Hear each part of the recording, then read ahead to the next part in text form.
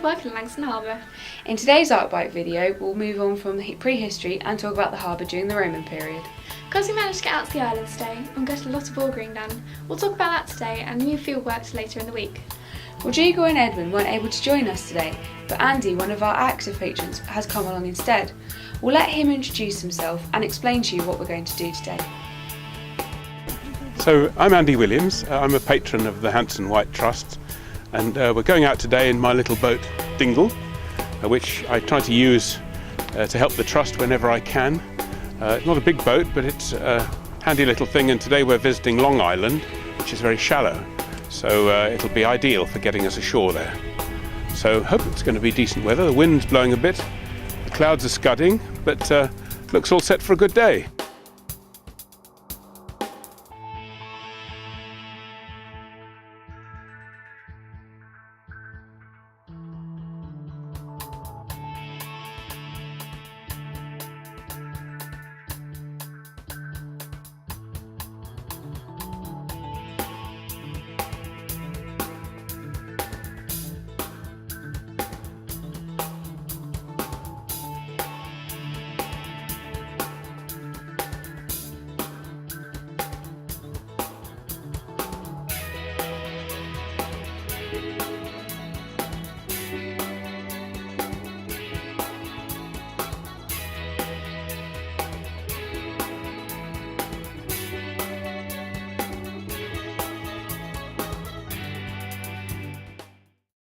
One of the methods that we have used today is auger surveying. The idea is to be able to build up a picture of the sediment deposits by taking cores or samples in the same manner that ice cores are taken. Using a hand auger, which acts like a drill, samples are taken along a line, known as a transect, to be able to build up an image or a slice through the various sediments. Their locations geographically will be recorded using the RTK GPS system, which we will talk about in more detail later in the week. These slices are useful as often the sediment deposits that are beneath the subsoil from the Holocene period. The Holocene period started at the end of the last ice age, meaning that examining these samples allows us to see how the land surface has changed since this time.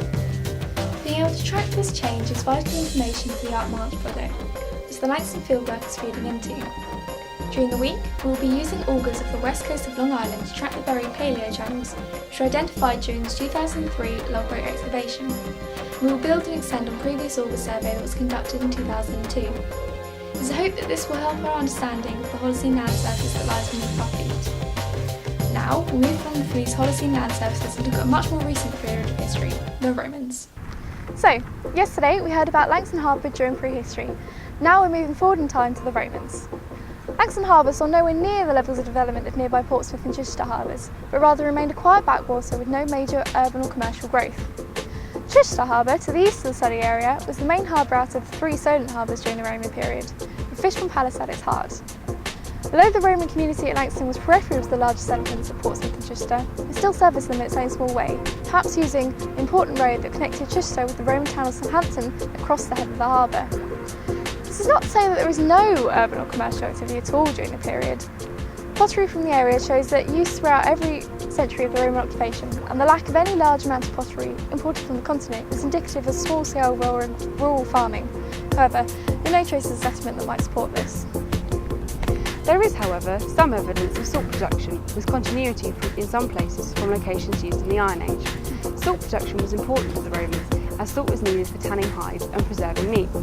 Records from as early as 410 AD mention the superior quality of the salt produced from these shores on Hayling Island. If these records are true, it indicates that salt production in the harbour at this time was more than just a small local affair.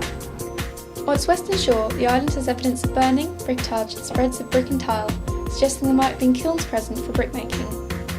Brickage is the name for the ceramic material used to make evaporation vessels and supporting pillars used in extracting salt from the seawater. Oyster harvesting is another industry that was speculated to have occurred in the area. There is no evidence to support oyster collection, but even today the area is rich in the creatures, and their use in other periods means that one can only assume that they were used in Roman times as well. Discoveries we've made today have been really exciting, and although the finds and the auger surveys will have to wait until after fieldwork for analysis, we'll still keep you up to date as we go. In tomorrow's Arc-Bite, we'll cover the Saxon and medieval periods in Langstone and look at another archaeological survey method. That's all from us today. See you tomorrow. Bye!